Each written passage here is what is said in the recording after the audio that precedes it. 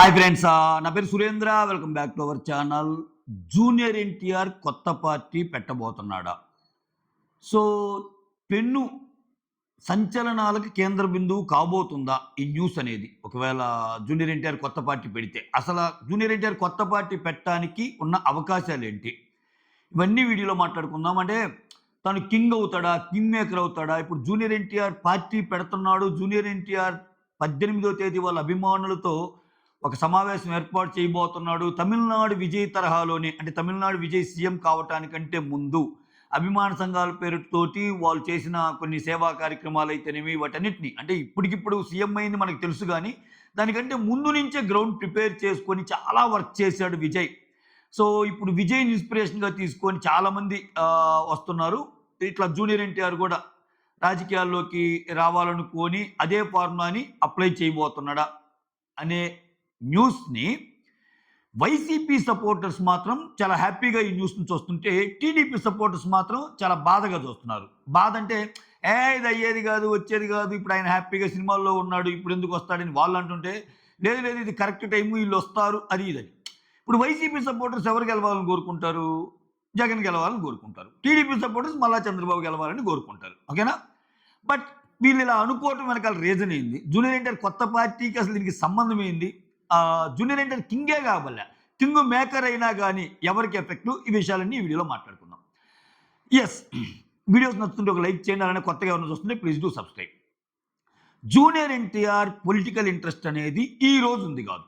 ఇప్పుడు జూనియర్ ఎన్టీఆర్ పేరుతో పాటు అల్లు అర్జున్ పేరు కూడా వచ్చింది కొన్ని రోజుల క్రితం. కానీ సో అల్లు అర్జున్ పేరుని అంత సీరియస్గా ఎవరు తీసుకోరు. జూనియర్ ఎన్టీఆర్ పేరుని ఎందుకు తీసుకుంటారంటే జూనియర్ ఎన్టీఆర్ గారికి పొలిటికల్ ఇంట్రెస్ట్ ఉందనేది చాలామంది నమ్మే మాట. అది ప్రాక్టికల్గా కూడా రుజువైన మాట. పాత రోజుల్లో జస్ట్ ఒక టర్మ్ ఎలక్షన్స్లో టీడీపీకి భయంకరంగా సపోర్ట్ చేయటము, సపోర్ట్ చేసినా కానీ తను ఓడిపోవటము. సో దానివల్ల ఎన్టీఆర్ సపోర్ట్ చేసినా మాకేం వరగలేదంటము. కొడాలి నాని లాంటి వాళ్ళు ముందుకొచ్చి అస్సలు చాలా చోట్ల డిపాజిట్లు కూడా కోల్పోయే చోట్ల ఎన్టీఆర్ చేయటం వల్లే ఆ మాత్రం ఓటింగ్ వచ్చిందని చెప్పడం ఇవన్నీ మనం చూసాం. సో అప్పట్లో దేవేంద్ర గౌడ్ లాంటి వాళ్ళు, రేవంత్ రెడ్డి లాంటి వాళ్ళు, ఎర్రం నాయుడు లాంటి వాళ్ళు, సో చాలామంది బోత్ తెలుగు స్టేట్స్లో ఎన్టీఆర్ వెనక నిలబడి ఈరోజు టీడీపీలో ఉన్న చాలామంది సీనియర్ లీడర్స్ ఫొటోస్ ఎన్టీఆర్ వెనక ఉండి ఎన్టీఆర్ స్పీచెస్ ఇచ్చి చూడొచ్చు. అంటే ఆ రకమైన ఇంపాక్ట్ క్రియేట్ చేయగలిగాడు. ఏది? రాజశేఖర రెడ్డి గారి కాంగ్రెస్ పార్టీకి ముఖ్య నేతగా ఉన్న టైంలో. సో ఇప్పుడు ఇదంతా ఎందుకంటే ఎన్టీఆర్ గారికి పొలిటికల్ ఇంట్రెస్ట్ ఉందనేది నిజం. కాకపోతే ఎప్పుడు రావాలి, కొంచెం మల్లగొల్లాలు పడుతున్నాడు, రైట్ టైంలో వస్తే బాగుంటుంది అనుకుంటున్నాడు. సో ఇంకా అప్పుడు వేణుస్వామి గారు కూడా చెప్పారు, గుర్తుందా? వేణుస్వామి గారి కూడా జాతకం చూసి వాళ్ళ మదర్తోనే మాట్లాడాను, మంచి పుష్కలమైన ఇది ఉంది, ఆయన రేఖలో మంచి పార్టీ పెట్టి ఎదిగే ఇది ఉంది, ఇవన్నీ కూడా చెప్పారు. సో ఎన్టీఆర్ అంటే మీరు కానీ పొలిటికల్ ట్విట్టర్ వారు ఈయన మాట్లాడటం లేదు. ఇన్ జనరల్గా పొలిటికల్ సినారియోస్ తెలిసిన వాళ్ళు ఎవరినైనా, ఊళ్ళో రచ్చబండల కింద కూర్చొని మాట్లాడే వాళ్ళు ఎవరినైనా, రాజకీయ పార్టీ విషయంలో అల్లు అర్జున్ పేరు జూనియర్ ఎన్టీఆర్ అంటే జూనియర్ ఎన్టీఆర్ పేరుని సీరియస్గా తీసుకుంటారు. ఆయన వస్తాడేమని. అల్లు అర్జున్ అంటే వస్తాడా, ఆలోచన ఉందా అన్నట్టు అంటారు కానీ ఇంత ఇంపాక్ట్ ఉండదు. ఓకేనా? ఎందుకంటే అల్లు అర్జున్ని ఒక హీరోగాని చూస్తారు, ఎందుకంటే పొలిటికల్ ఇంకా అంత రాలా. సో ఇక్కడ జూనియర్ ఎన్టీఆర్ ఒకవేళ నిజంగా పాలిటిక్స్లోకి వస్తే ఇప్పుడున్న సిచ్యువేషన్లో ఎదగటం కష్టమా అని అనే ప్రశ్నకి ఇంకొకటి ఉందండి. అసలు జూనియర్ ఎన్టీఆర్ వెనకాల బలమైన శక్తి బీజేపీ ఏమన్నా ఉందా? ఇది కూడా ఒక అండర్లైన్ ఇదనమాట. ఈ లైన్ గురించి కూడా మాట్లాడదాం. ఎందుకు అసలు అనుమానం వస్తుంది ఏంటని. ఇప్పుడు ఉన్న బలంగా జూనియర్ ఎన్టీఆర్ పార్టీ పెట్టినా, ఏ స్టేట్లో ఎలా ఉన్నా, ఆంధ్రప్రదేశ్లో మాత్రం ఖచ్చితంగా టీడీపీ, వైసీపీ రెండు బలమైన పార్టీలు, క్యాడర్ బేస్డ్ పార్టీలు, ఓట్ బ్యాంక్ ఉన్న పార్టీలు. సో మైనార్టీస్ ఒక పార్టీకి సపోర్ట్ చేస్తే, బీసీస్ అదర్ వర్గాలు ఒక పార్టీకి సపోర్ట్ చేస్తే, ఎవరు గెలిచినా, చంద్రబాబు గారు గెలిచి జగన్ గారు ఓడిపోయినా, జగన్ గారు గెలిచి చంద్రబాబు గారు ఓడిపోయినా, వాళ్ళకి 11 వచ్చినా, వీళ్ళకి 23 సీట్లు తక్కువగా కనపడ్డా ఓట్ బ్యాంక్ మాత్రం పుష్కలం. మీరు గమనిస్తే 11 సీట్స్ వచ్చినా కానీ వాళ్ళకి ఆల్మోస్ట్ నియర్ ఒక 40% దాకా ఉంటుంది. వీళ్ళకి 23 వచ్చినా 40% దగ్గరగానే ఉంటుంది. ఓట్లు తేడాతో ఓడిపోతారు. అంటే ఏంది? సాలిడ్ ఓట్ బ్యాంక్ ఉన్న పార్టీలు. ఇంత సాలిడ్ ఓట్ బ్యాంక్ ఉన్న పార్టీల మధ్యలో ఇక్కడ దానితో ఇప్పుడు సాలిడ్ ఓట్ బ్యాంక్ ఉన్న పార్టీలకి పవన్ కళ్యాణ్ ఫ్యాక్టర్ టీడీపీకి ప్లస్ ఉంది. ఇప్పుడేంది? రాష్ట్ర రాజకీయాల్లో ఎన్టీఆర్ గారి గురించి చెప్పే ముందు కింగ్ మేకర్ ముందు ఈ విషయం కూడా చెప్పాలి మీకు. రాష్ట్ర రాజకీయాల్లో కింగ్ మేకర్ అవ్వటం వల్ల కూడా ఏమైందంటే, ఒక పార్టీ విజయావకాశాన్ని ఖచ్చితంగా మొత్తం దెబ్బతింటాయి. ఎందుకంటే ఇప్పుడు చిరంజీవి గారు ప్రజారాజ్యం పార్టీ పెట్టారు. చిరంజీవి గారు ప్రజారాజ్యం పార్టీ పెట్టకపోతే ఆ టైంలోనే చంద్రబాబు వచ్చేవాళ్ళేమో అన్నట్టు చాలా వచ్చేసింది. ఎందుకని అప్పుడు చీలిన ఓటంతా టీడీపీ ఓటే. ఎందుకని టీడీపీలో మెయిన్ కాపు కమ్యూనిటీ లీడర్స్ కానీ వీళ్ళందరూ చాలామంది వెళ్ళిపోయారు. అక్కడి నుంచి కొంచెం ఓట్ బ్యాంక్కి నష్టం జరిగింది, టీడీపీ ఓట్ బ్యాంకే అన్నట్టు. ఒక స్టెప్ ముందుకేస్తే అసలు అప్పట్లో చిరంజీవి గారి పార్టీ పెట్ట వెనకాల రాజశేఖర రెడ్డి ఉన్నారని తెలుసు కదా. ఇంకా ఆ పార్టీ మీద వాళ్ళు, ఈ పార్టీ మీద వీళ్ళు నిందలేసుకోవడం కామన్. అంటే చిరంజీవి గారు పార్టీ పెట్టి 18 సీట్లు వచ్చినా కానీ, సో అక్కడ చిరంజీవి గారి గురించి బాగా మాట్లాడారు. కానీ టీడీపీ విజయావకాశాలు దెబ్బతీశారు చిరంజీవి పార్టీ. అంటే ఏంది అక్కడ ఆయన కింగ్ మేకర్ రోల్ పోషించాడు. అంటే ఈయన కింగ్ అవ్వకపోగా కింగ్ అయ్యే వాళ్ళని మార్చేసినట్టు. ఓకే, అది ఒక సినారియో. నెక్స్ట్, జనసేన పార్టీ పెట్టిన కొత్తల్లో పవన్ కళ్యాణ్ గారు, నేను పార్టీ కొత్తగా పెట్టాను, సో ఖచ్చితంగా నేను బయట నుంచి సపోర్ట్ చేస్తున్నా అని చెప్పి టీడీపీకి సపోర్ట్ చేశారు. టీడీపీకి సపోర్ట్ చేయటం వల్ల జనసేన పార్టీ ఓట్లు ఇక రివర్స్ జరిగింది. చిరంజీవి గారి వల్ల రాజశేఖర రెడ్డికి ఎలా లాభం జరిగిందో, ఇప్పుడు పవన్ కళ్యాణ్ వల్ల టీడీపీకి లాభం జరిగింది. బయట నుంచి వేయటం వల్ల మొత్తం చంద్రబాబుకు సపోర్ట్ జరిగింది. చంద్రబాబు గవర్నమెంట్లో ఫామ్ చేశాడు. ఏది, ఉమ్మడి రాష్ట్రం విడిపోయాక జరిగిన ఫస్ట్ ఎలక్షన్స్లో ఆంధ్రప్రదేశ్. ఓకే, ఆ తర్వాత కొన్ని విభేదాలు వచ్చినాయి. సో చంద్రబాబు మీద ధ్వజమెత్తాడు, లోకేష్ మీద ధ్వజమెత్తాడు. సో ఇక్కడ నేను ఒంటరిగా పోతాను అని పవన్ కళ్యాణ్ గారు వెళ్ళాడు. చూడండి ఇక్కడ. సో అంటే ఫస్ట్ చిరంజీవి గారు కింగ్ మేకర్గా రాజశేఖర రెడ్డి గారు అయ్యారు. నెక్స్ట్ బయట నుంచి సపోర్ట్ చేయటం వల్ల చంద్రబాబు గారు. నెక్స్ట్ జనసేన సింగిల్గా పోటీ చేయటం వల్ల జనసేన ఓట్ బ్యాంక్ ఏదైతే ఉందో, నేను అంటుంది అదే, ఇప్పుడు 35% 40% ప్రతి పార్టీకి ఉండబల్లా. ఆ మార్జినల్ డిఫరెన్స్ ఉండే 5-6%ని ఆ తుట్టని కదిలించగలిగే వాళ్ళు ఎవరైనా వచ్చారనుకో, వాళ్ళందరూ ఒకరి పార్టీకి పడాల్సిన ఓట్లు వాళ్ళకే పడితే ఆబ్వియస్గా విన్నింగ్ ఛాన్సెస్ మారిపోతాయి. అది జరిగింది ఎగ్జాక్ట్లీ.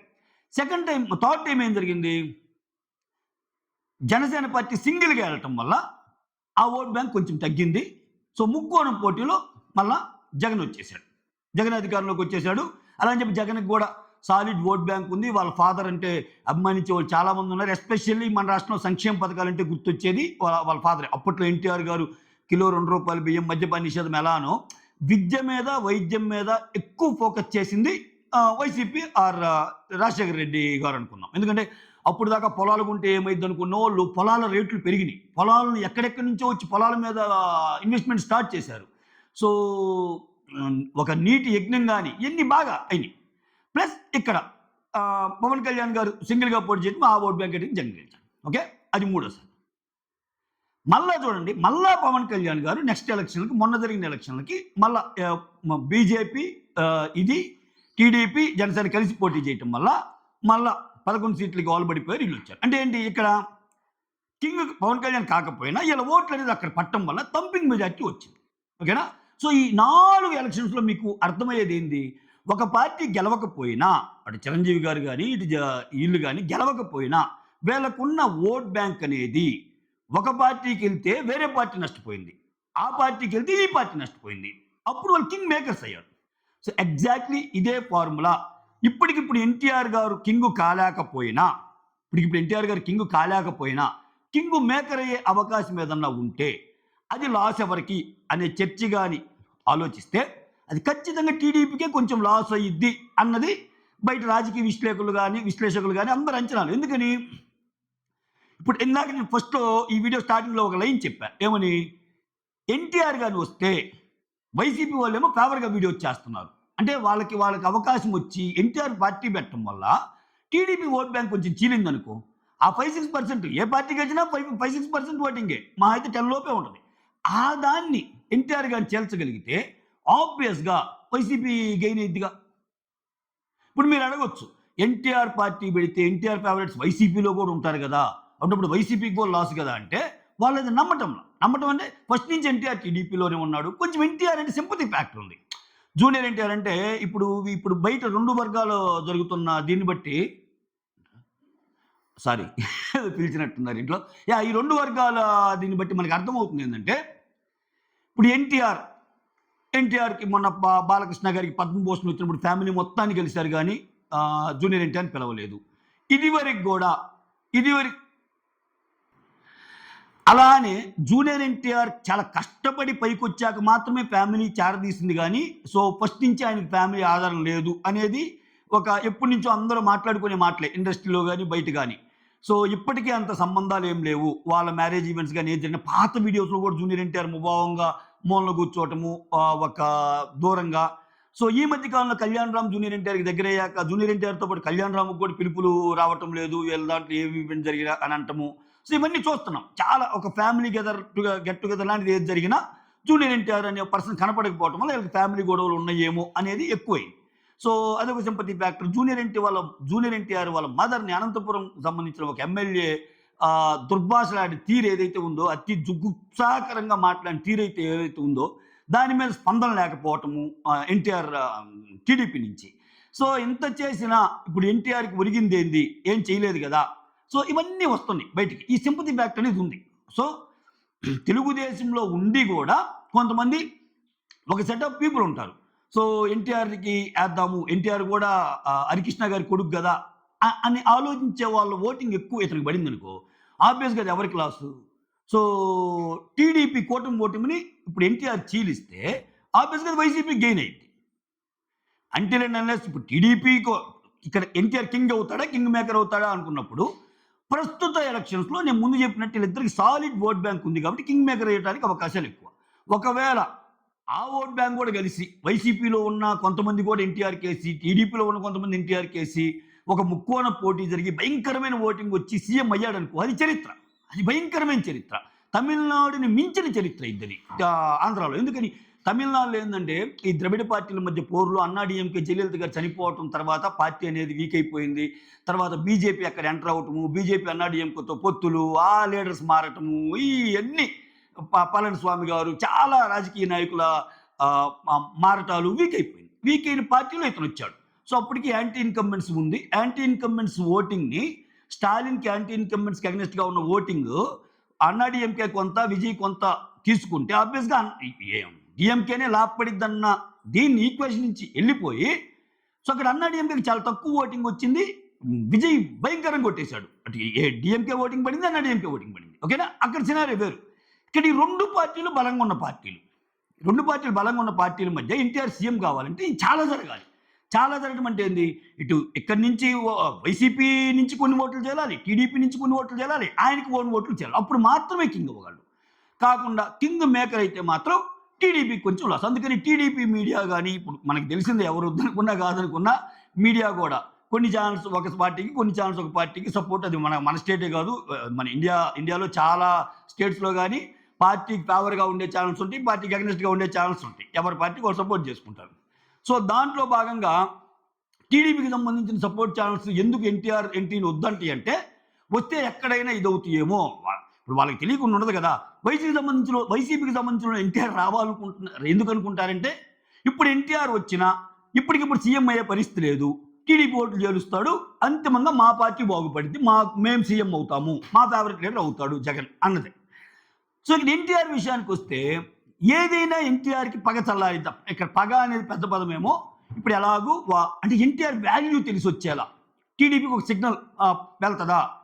సో ఇప్పుడేంది, ఎన్టీఆర్ గెలవబల్లే. ఎన్టీఆర్ అనే పర్సన్ పార్టీ పెట్టి గెలవకపోయినా ఎన్టీఆర్ పార్టీ పెట్టడం వల్ల జగన్ గెలిచాడు అనుకోండి. Say for example. అంటే ఏంటి, ఎన్టీఆర్ పార్టీ పెట్టకపోతే మనమే గెలిచేవాళ్ళం అనే ఇండికేషన్ ఉన్నప్పుడు కొంచెం మళ్ళా ఈక్వేషన్స్ మారొచ్చు, ఏదైనా జరగొచ్చుగా. అవి జరగడానికి రీజన్ ఏంది? మనల్ని అసలు కన్సిడర్ చేయటం లేదు. సో ఒకటి, ఎన్టీఆర్ గెలిచినా టీడీపీకి లాసే, ఎందుకంటే వేరే పార్టీ గెలిచినట్టు. ఎన్టీఆర్ గెలవకుండా జగన్ గారు గెలిచినా అప్పుడు కూడా టీడీపీకి లాసేగా. అంటే ఎన్టీఆర్ కింగ్ అయినా, కింగ్ మేకర్ అయినా, ఏదైనా సరే టీడీపీకి కొంచెం అగెనిస్ట్‌గా పోయినట్టేగా. సో ఆ లైన్‌లో కూడా ఏమన్నా ఆలోచించారా ఇల్లు? ఇదంతా ఒక ఎత్తు. సో నేను ఇక్కడ చెప్పాలనుకుంది ఏంటంటే, ఎన్టీఆర్‌కి ఒక పార్టీ ఎందుకు సపోర్ట్ చేస్తుంది, ఒక పార్టీ ఎందుకు అగెనిస్ట్‌గా ఉంది ఎన్టీఆర్ రాజకీయ ప్రవేశం వెనకాల. ఇప్పుడే ఇలా ఉంది. జస్ట్ రాజకీయ ప్రవేశం జరిగి స్పీచెస్ స్టార్ట్ అయితే ఇంతకు మించి వెళ్తారు వాళ్ళు. ఏ రాజకీయ పార్టీ అయినా ఇది స్టార్టింగే. వచ్చాక ఏంటంటే ఇప్పటి వరకు కనపడని చాలా విషయాలు వెలుగులోకి వస్తాయి. చాలా జాగ్రత్తగా ఉండాల్సిన సిచ్యువేషన్ స్టార్ట్ అయ్యింది ఒక పొలిటికల్ పార్టీ స్టార్ట్ చేశాక. రైట్? ఇది. తర్వాత ఎన్టీఆర్ వెనకాల, ఎన్టీఆర్ పార్టీ వెనకాల బీజేపీ ఉందా? ఇట్లా ఈ లైన్స్‌లో గాని ఎన్టీఆర్ ఆలోచిస్తే మాత్రం ఇది చాలా బెస్ట్ మూవ్ అయ్యిద్ది ఎన్టీఆర్‌కి. అంటే లాంగ్ రన్‌లో. ఎందుకో చెప్తా చూడండి. ఎన్టీఆరే కాదు ఏ పార్టీ వాళ్ళైనా ఒక పార్టీ పెట్టినప్పుడు ఏమైద్దంటే అర్థబలం కావాలి, మనుషుల బలం కావాలి. సో, చాలామంది మెయిన్ లీడర్స్ ఉండాలి. ఇయన్నీ జరగాలి. సో, బూత్ లెవెల్ కమిటీలనేది గ్రామ పంచాయతీ నుంచి, మండల్ నుంచి, రెవెన్యూ డివిజన్ నుంచి, డిస్ట్రిక్ట్ నుంచి, స్టేట్ నుంచి ఇక్కడ ప్రతి లెవెల్‌లో కన్వీనర్‌లు, కమిటీలు ఇయన్నీ ఉండాలి. సో, అందుకే చూడండి ఇప్పుడు నేను ఈ రెంటికి బలమైన పార్టీలని ఎందుకని ఆ బలమైన పార్టీల వరుసలో నేను జనసేన పార్టీని ఎందుకు చేర్చడం లేదంటే, జనసేన పార్టీకి ఓటింగ్ బాగా పడింది. అయినా ఇప్పటికి గ్రామ స్థాయి కమిటీలు, మండల కమిటీలు ఇవి లేవు జనసేన పార్టీకి. పవన్ కళ్యాణ్ గారు ఫ్యాన్స్ ఎవరైతే ఉన్నారో వాళ్ళు గుద్ది వదిలిపెడతారు పవన్ కళ్యాణ్ ఓట్లు. కానీ లీడర్స్ పేర్లు చెప్పమంటే జనసేన నుంచి హార్డ్లీ నాదెండ్ల మనోహర్ లాంటి వాళ్ళు ఒకరిద్దరు పేర్లు ఇంకేం గుర్తురావు. పవన్ కళ్యాణే గుర్తొస్తాడు. ఇక్కడ టీడీపీకి ఉన్న అడ్వాంటేజ్ ఏంటంటే ఇప్పుడు టీడీపీ అనగానే అప్పట్లో కాంగ్రెస్‌కి వాక్యూమ్ ఉండి అప్పుడు పార్టీ పెట్టిన ప్రతి రీజియన్‌లో టీడీపీ అంటే గుర్తొచ్చే లీడర్స్ కొంతమంది ఉన్నారు. ఎర్రంనాయుడు, అచ్చెన్నాయుడు, ఉత్తరాంధ్ర నుంచి చూసుకుంటే దాడి వీరభద్రరావు అనే ఒకతను అసలు వెంటనే ఉండేవాడు. చాలా చాలా స్కాలర్ అతను. సో, తర్వాత చంద్రబాబుని విభేదించి కొంచెం ఎగనెస్ట్ అయినా మళ్ళా కలిసినా, మళ్ళా విభేదించినా వీళ్ళందరూ మంచి లీడర్స్. అలానే ఇక్కడికొచ్చేసరికి ఎర్రబెల్లి దయాకర్రావు, మోత్కుపల్లి, కేసీఆర్ లాంటోళ్ళు ఇనీషియల్‌గా టీడీపీలో. అటు రాయలసీమకెళ్ళేసరికి చాలామంది, ఇటు తెలంగాణలో మాధవరెడ్డి లాంటి లీడర్స్ వీళ్ళందరూ అంటే కొన్ని పేర్లు గుర్తొస్తాయి. సో, అలా గుర్తొచ్చే ఛాన్సెస్ తక్కువ ఓట్ బ్యాంక్ లేనప్పుడు. ఇప్పుడు ఈ ఈ ఈ ఈ ఇది నేను ఎందుకు ఎక్స్‌ప్లెయిన్ చేయాల్సొస్తుందంటే, ఎన్టీఆర్ కొత్తగా పార్టీ పెట్టడం వల్ల సో, టీడీపీ అంటే పన్నోళ్ళు కొంతమంది, వైసీపీ అంటే పన్నోళ్ళు కొంతమంది ఎన్టీఆర్ పక్కకి చేరినా, ఫస్ట్ ఆఫ్ ఆల్ రాజకీయాల్లో జనబలం ఉండి నీకు గెలవటం ఎంత ఇంపార్టెంటో ఎలక్షన్ ఇంజినీరింగ్ సో, ఎలక్షన్‌లో ఎత్తులు, పై ఎత్తులు తెలిసి కూడా గెలవటం చాలా ఇంపార్టెంట్. ఓకేనా? సో, ఇటువంటి విషయాల్లో బీజేపీ ఏమన్నా సపోర్ట్ ఇస్తదా? తినకి. ఎందుకని? ఇప్పుడు బీజేపీ సపోర్ట్ తీసుకొని అంటే ఆయన ఓన్ పార్టీ పెట్టి బీజేపీ బ్యాక్ ఎండ్ ఉన్నా, బీజేపీకి కంప్లీట్‌గా సపోర్ట్ చేసే విధంగా పార్టీ పెట్టరు. ఎందుకంటే బీజేపీకి సపోర్ట్ చేస్తే కొంత మైనారిటీ ఓట్లు గాని ఇవేమన్నా లాస్ అవుతాయేమో అనే ఉద్దేశంతో ఎన్టీఆర్‌ని ముందు పెట్టి వాళ్ళు పాలిటిక్స్ చేయాలనుకున్నా, అప్పుడేమైందంటే ఈ త్రికోణ పోటీలో వైఎస్ జగన్ గారి పార్టీ నుంచి ఏమన్నా అనాలన్నా, టీడీపీ గారి పార్టీ నుంచి ఏమన్నా అనాలన్నా, సో ఇటు చంద్రబాబు గారు గాని, ఇటు జగన్ గారు గాని బీజేపీ ఇతను వెనకున్నప్పుడు ఖచ్చితంగా కొంచెం అన్‌లైన్ సిట్యుయేషన్ వస్తది. ఎన్ ఎన్ వాదనలు, ప్రతివాదనలు జరుగుతాయి. కానీ టూ మచ్‌గా ఎళ్ళినప్పుడు సో, ఎన్టీఆర్ వెనకాల బీజేపీ ఉంది, స్ట్రాంగ్‌గా నిలబడిందని తెలిసినప్పుడు ఏందంటే కొంచెం ఆ వేడి తగ్గిద్ది. సో, బలమైన సపోర్ట్ సిస్టమ్ కూడా ఎన్టీఆర్‌కి ఉంటది. ఎందుకని? గత 3 సార్లు నుంచి బీజేపీ వస్తుంది. సో, ఇప్పట్లో కాంగ్రెస్ అంతా పుంజుకొని మళ్ళా అద్భుతాలు క్రియేట్ అవుతాయంటే చెప్పలేము. ఎందుకంటే మొన్నటిదాకా కూడా నీకు చంద్రబాబు గారి సపోర్టు, అటు నితీష్ కుమార్ గారి సపోర్ట్ అవసరం సెంట్రల్‌లో. ఇప్పుడేంది మొన్న పశ్చిమ బెంగాల్ ఎలక్షన్ దెబ్బకి చాలామంది అసెంబ్లీ ఎంపీలు ఇటొచ్చేశారు. జరిగిన ఆ రాష్ట్ర ఎన్నికల్లో మేజర్ ఎంపీ సీట్లుండే రాష్ట్రాల్ని బీజేపీ కొడుతుంది. సో, కొత్తగా ఇంకా చాలా విషయాలు వెలుగులోకొస్తున్నాయి. బీజేపీ 3 సార్లు అంటే యాంటీ ఇన్కంబెన్సీ రావాలి. బట్ రావటం వెనకాల నంబర్ ఆఫ్ రీజన్స్. సో, వాళ్ళు ఎంత బలహీనంగా కాకపోయినా ఇక్కడ బలం పెంచుకోలేకపోవటం. ఐఎన్సీ ఇండియన్ నేషనల్ కాంగ్రెస్ అంతగా ఎదక్కపోవటం. ఇవన్నీ రీజన్స్ అయితే ఇప్పుడేమైద్ది బీజేపీ ఎన్టీఆర్ వెనకాల గాని ఉంటే మాత్రం అప్పుడేమైద్ది చాలా స్ట్రాంగ్‌గా ఇండికేషన్ ఇచ్చినట్టు. మీరు నన్నేదన్నా చేయాలన్నా, మీరు నన్నేదన్నా ఇరికియాలన్నా నా ఎనక ఇప్పుడు సెంట్రల్ కాదని ఎళ్ళరుగా. స్టేట్ లెవెల్‌లో కేసులేయాలన్నా గానీ ఆబ్వియస్‌గా సెంట్రల్ లెవెల్‌లో కూడా వస్తాయి. సెంట్రల్ లెవెల్ నుంచి పర్మిషన్ ఉంటేనే పడతాయి కేసులు. చాలామంది విశ్లేషకులు గానీ ఇలా మాటలు చెప్తే ఎందుకని బీజేపీ బలం లేకుండా, బీజేపీ ఇది లేకుండా వీళ్ళేం చేయలేరు. సో, ఒకవేళ వేసినా అంటే ఇప్పుడు చంద్రబాబు గారు ఒకసారి జైలుకెళ్లారు, జగన్ గారు ఒకసారి జైలుకెళ్లారు.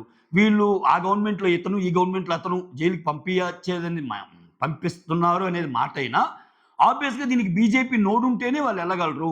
బీజేపీ బలంగా వద్దనుకుంటే వీళ్ళు చేయలేరు అన్నది కూడా మాట్లాడుకుంటాం. అంటే సెంట్రల్ అంత పవర్‌ఫుల్‌గా ఉంటది ఇటువంటి డెసిషన్ మేకింగ్స్‌లో. సో, ఇటువంటి విషయాల్లో బీజేపీ సపోర్ట్‌తో రాజకీయాలు చేస్తే మాత్రం ఆబ్వియస్‌గా ఒక మంచి సపోర్ట్ సిస్టమ్ ఉన్నట్టు గదా! దానికి తోడు ఇప్పుడు NTR range, pan India range. So, multiple విషయాలు ఉండొచ్చు. పాన్ ఇండియా రేంజ్ అంటే ఎన్టీఆర్ సేవల్ని, ఎన్టీఆర్ స్పీచెస్‌ని అతని స్పీచెస్ ఎంత బాగా ఇస్తాడో మనకు తెలుసు. చాలా అవగాహన ఎక్కువ ఉన్న వ్యక్తి. జస్ట్ ఏకసంతాగ్రహి అంటాను చూసావా? ఎన్టీఆర్ గురించి ఎవరు చెప్పినా సింగిల్ టైమ్ యాక్టర్, ఒక్కసారి చూస్తే చేసేస్తాడు, ఒక్కసారి ఎన్టీఆర్ గురించి కొరియోగ్రాఫర్సు అదే చెప్తారు, డైరెక్టర్స్ అదే చెప్తారు, యాక్టర్స్ అదే చెప్తారు. సమంత నుంచి, తమన్నా నుంచి అందరూ ఎవరు పట్టినా ఎన్టీఆర్‌తో డాన్స్ చేయడం కష్టం. ఎన్టీఆర్ యాక్టింగ్ వేరే లెవెల్ ఇయన్నీ మనం వింటానే ఉన్నాం. ఓకే. సో పాలిటిక్స్ అంటే ఇంట్రెస్ట్ ఉన్న వ్యక్తి. దేశ రాజకీయాల్ని రంగరించుకొని అందుట్లో లాంగ్వేజ్ లింగ్విస్టిక్ స్కిల్స్ చాలా బాగుంటాయి ఎన్టీఆర్‌యి.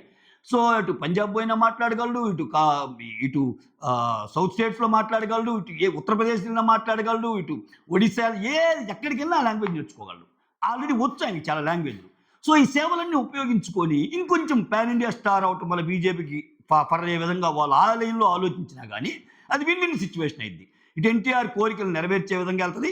బీజేపీకి ఉపయోగపడే ఒక తురుపు ముక్కగా మిగులుతాడు ఎన్టీఆర్. సో అటువంటప్పుడు ఏమైద్ది? బీజేపీ సపోర్ట్‌తో రాజకీయాలు చేయటం వల్ల కొంచెం యో ఎదురు వ్యక్తులేసే బాణాలు కూడా తగ్గే ఛాన్స్ ఉండొచ్చు. మోర్ ఓవర్ దీనికి బలంగా చేకూరడానికి ఏందంటే, 'ట్రిపుల్ ఆర్' సినిమా వచ్చినప్పుడు మీకు తెలుసు కదా! అమిత్ షా వచ్చి ఎన్టీఆర్‌తో మీట్ అవ్వటం. అంటే ఆ మీటింగ్ గురించి ఇప్పటికీ మీరు గాని రెగ్యులర్‌గా పాలిటిక్స్ ఫాలో అయ్యే పనైతే తమ్మారెడ్డి భరద్వాజ్ ఒక ఇంటర్వ్యూలో చెప్తాడు. ఏం చెప్తాడంటే, అసలు ఎన్టీఆర్ రేంజ్ ఏంటనేది నాకసలు అర్థం కాలేదు ఒక క్షణము. ఒక సెంట్రల్ మినిస్టర్‌గా ఉన్న కిషన్ రెడ్డి, బీజేపీ సెంట్రల్ మినిస్టర్‌గా ఉన్న కిషన్ రెడ్డి, ఎన్టీఆర్ వస్తే ఎన్టీఆర్‌ని కారులో నుంచి దిగాక అక్కడి నుంచి తోడుకొని అమిత్ షాకెళ్ళి, అమిత్ షా దగ్గర ఎన్టీఆర్ కూర్చోబెట్టి వీళ్ళందరూ బయటకొస్తే వాళ్ళు మాట్లాడుకోవటం మనం చూసాం. అంటే ఒక యాక్టర్ మీద ఎంతుండాలి? బయటకొచ్చిన న్యూస్ ఏంది? ఎన్టీఆర్‌ని 'ట్రిపుల్ ఆర్'లో బాగా చేశాడు కాబట్టి ఎన్టీఆర్‌ని బెస్ట్ విషెస్ చెప్పడానికి, యాక్టింగ్‌గా చాలా బాగున్నాయి అని చెప్పడానికి ఆ మీటింగ్ జరిగింది. అంతకు మించి రాజకీయ మోటో ఏం లేదు అన్నట్టు న్యూస్‌లో బయటకొచ్చింది. బట్ మీరు గాని ఇంకొంచెం ముందుకెళ్ళి ఆలోచిస్తే ఆ సినిమాలో ఇద్దరే యాక్ట్ చేశారు. రామ్ చరణ్ యాక్ట్ చేశారు, ఎన్టీఆర్ యాక్ట్ చేశాడు. సో ఎన్టీఆర్‌ని పిలిచి అంత చెప్పడం వెనకాల నిజంగా బలమైన మోటో, రాజకీయ మోటో లేదని మనం నమ్మగలమా? సో అమిత్ షా లాంటి దురంధరుడు. ఇప్పుడు బీజేపీలో అతివాదులు, మితవాదులు ఇద్దరు ఉంటారు. అంటే ఫ్రంట్ లైన్‌లో ఉండి రాజకీయాలు చేయటానికి కొంతమంది ఉంటారు. బ్యాక్ ఎండ్ మొత్తం నడిపించడానికి అసలు పార్టీ యొక్క సంస్థాగత నుంచి కార్యక్రమాల నుంచి పార్టీని ఎలా ముందుకు తేవాలనిపించే వరకు కొంతమంది ఉంటారు. వాళ్ళల్లో ఇప్పుడు పార్టీ ముందు మోడీ గారు కనపడితే పార్టీ వెనకాల నడిపించేది అమిత్ షా. సో ప్రతిదానికి ఒక ఇది ఉంటుంది. సో ఆ పరంగా ఎన్టీఆర్ రాజకీయ ప్రవేశానికి ఇంట్రెస్ట్ తెలుసుకొని నీకేదైనా ఉంటే చెప్పు, మేమున్నాం అన్నట్టు చర్చలు ఏమన్నా జరిగినాయా? ఈ మీటింగ్స్ గాని ఇయన్నీ చూస్తుంటే. ఎందుకంటే ఎన్టీఆర్ గారికి నేను చెప్పినట్టు ఎన్టీఆర్ గారికి యాక్టింగ్ కేపబిలిటీస్ ఉన్నాయి. అతని యాక్టింగ్ పరంగా ఫ్యాన్స్ ఉన్నారు. సో కొంచెం సింపతి ఫ్యాక్టర్ ఉంది. ఎన్టీఆర్ అంటే అయ్యో! ఎన్టీఆర్‌ని తొక్కుతున్నారేమో అని. సో వీటన్నిటిని మించి మంచి వాక్చాతుర్యం ఉంది. ఎక్కడికెళ్ళినా చొచ్చుకోబోయే గుణం ఉందని మనం చెప్పడం కాదు, ఆల్రెడీ ప్రూవెన్. ఆయన రాజకీయ ప్రవేశం తొలినాళ్ళలో ప్రసంగాలు ఎలా ఉన్నాయి ఏంటని. సో ఇవన్నీ గమనిస్తే సో ఇట్లా బీజేపీ సపోర్ట్‌తో ముందుకొచ్చి ఆయన ఓన్ పార్టీ గాని పెడితే సో ఫ్యాన్స్ అందరిని మొబిలైజ్ చేసి సేవా కార్యక్రమాలు ఇచ్చేయటం వల్ల ముందుకెళ్తాడా? ఒకవేళ అదే జరిగితే చాలా పెను సంచలనాల కేంద్ర బిందువుగా మారనుందా ఎన్టీఆర్ పార్టీ? సో ఖచ్చితంగా చెప్పా కదా, కింగే కావాలి. ఎన్టీఆర్ కింగ్ మేకర్ అయినా సరే చాలా చేంజెస్ వస్తాయి. ఓకేనా? సో అది నేను అనుకుంటుంది. దీని మీద మీరేమనుకుంటున్నారు? కమెంట్ చేయండి. That's all. Thank you so much for watching my video. Signing off. Me Surendra.